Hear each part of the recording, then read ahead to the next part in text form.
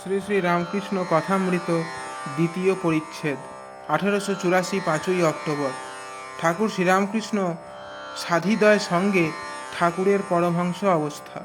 আজ পঞ্চবটিতে 2টি সাধু অতিথি আসিয়াছেন।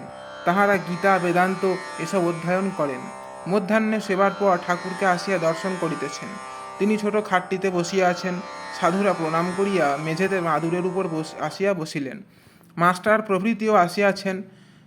ঠাকুর হিন্দিতে কথা কহিতেছেন। শ্রীরামকৃষ্ণ, আপনাদের সেবা হয়েছে? সাধুরা, জি হাঁ। শ্রীরামকৃষ্ণ, কে কি খেলেন? সাধুরা, ডাল রুটি। আপনি খাবেন? শ্রীরামকৃষ্ণ, না, আমি 2টি ভাত খাই। আচ্ছা জি, আপনারা যা জপ ধ্যান করেন তা নিষ্কাম করেন না? সাধু, জি মহারাজ। শ্রীরামকৃষ্ণ, ওই আচ্ছা হ্যায়, আর ঈশ্বরে ফল সমর্পণ করতে হয় না? গীতাতে ওই রূপ আছে।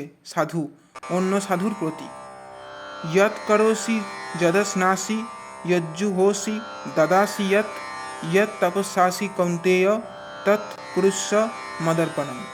শ্রীরামকৃষ্ণ, তাকে 1 গুণ যা দেবে 100 গুণ তাই পাবে। তাই সব কাজ করে জলের গণ্ডূষ অর্পণ, কৃষ্ণে ফল সমর্পণ।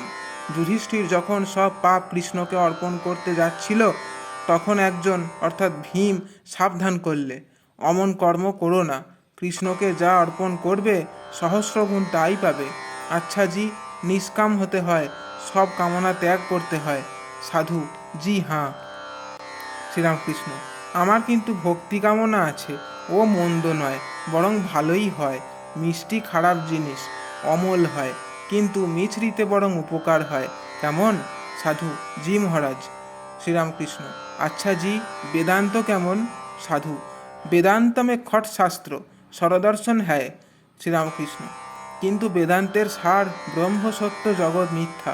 আমি আলাদা কিছু নই, আমি সেই ব্রহ্ম। কেমন? সাধু, জি হাঁ। শ্রীরামকৃষ্ণ, কিন্তু যারা সংসারে আছে আর যাদের দেহ বুদ্ধি আছে, তাদের সো অহম এই ভাবটি ভালো নয়।